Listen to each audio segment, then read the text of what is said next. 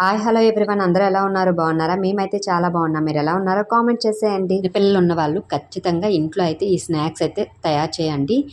Only గోధుమ రవ్వ, గోధుమ పిండితో లూజ్ గోధుమ పిండి ఉంటుంది కదా, ఆ గోధుమ పిండితో అయితే చేస్తున్నాను నేనైతే. ఈరోజు అయితే ఒకటి స్వీటు, ఇంకోటి హాట్ అయితే చేస్తున్నాను. స్వీట్ది బిస్కెట్స్ టైప్ అయితే చేస్తున్నాను. ఫస్ట్ అయితే ఒక కప్తో గోధుమ రవ్వ తీసుకొని ఆ కప్తోనే షుగర్ అయితే తీసుకోవాలి. షుగర్ తీసుకున్న తర్వాత ఆ గ్లాస్తోనే 1.5 గ్లాస్ అయితే పిండి తీసుకుంటే సరిపోతుంది. యాక్చువల్గా ఫస్ట్ అయితే అవన్నీ కూడా పిండ్లన్నీ కలిపిన తర్వాత మనమైతే ఆయిల్ ఉంటుంది కదా, ఆయిల్ అయితే బాగా వేడి చేసుకొని అయితే వేసుకోవాలి.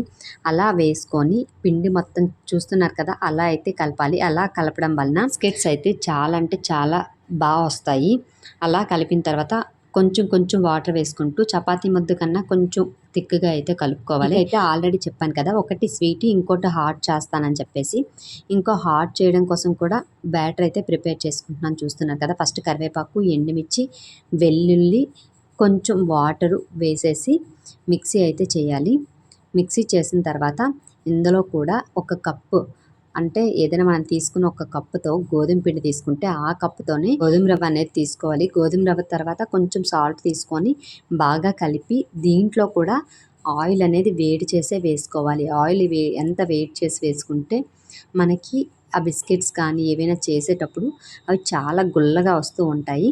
అలా కలిపిన తర్వాత ముందుగా పేస్ట్ చేసుకున్నాం కదా వెల్లుల్లి, కరివేపాకు, అది ఆ పేస్ట్ అయితే ఇందులో అయితే వేసుకుంటూ కొంచెం కొంచెం వాటర్ వేసుకుంటూ దీన్ని కూడా కొంచెం చపాతీ ముద్ద కన్నా కొంచెం గట్టిగా అయితే కలుపుకోవాలి.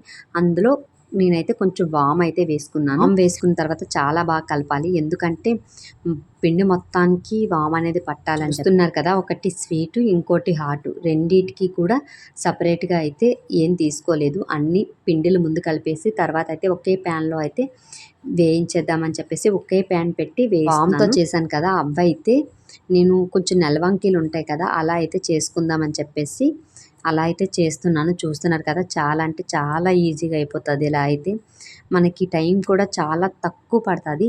ఇంకా నార్మల్గా బిస్కెట్స్ పామి చేస్తుంటాం కదా, చపాతీ పిండి ముద్దల పామి, అలా అయితేనే ఇంక ఎక్కువ టైం పడుతుంది. ఇలా అయితే చాలా అంటే చాలా ఈజీ అయిపోతుంది.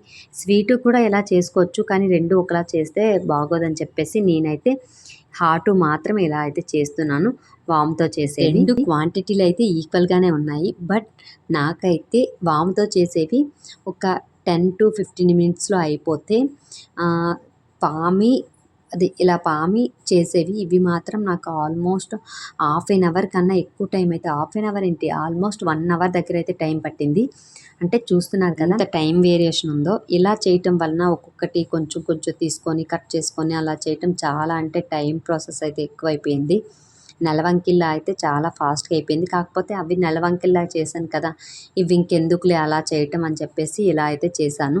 అంటే పిల్లలకి షేప్స్ కూడా, అంటే ఇవి ఇలా ఉన్నాయి కదా, ఇవి ఎలా ఉంటాయో ఈ షేపు, అంటే అలా పాప అయితే అన్ని షేప్స్ అడుగుతూ ఉంటుంది. ఇలా చేస్తే కొన్ని షేప్స్ అయితే కట్ చేయడం అవుతుంది అయితే చేశాను. తర్వాత అయితే పెనం పెట్టుకొని ఆయిల్ అయితే కొంచెం హీట్ అయిన తర్వాత అందులో అయితే ఫస్ట్ నేను స్వీట్ అయితే వేడి చేస్తున్నాను.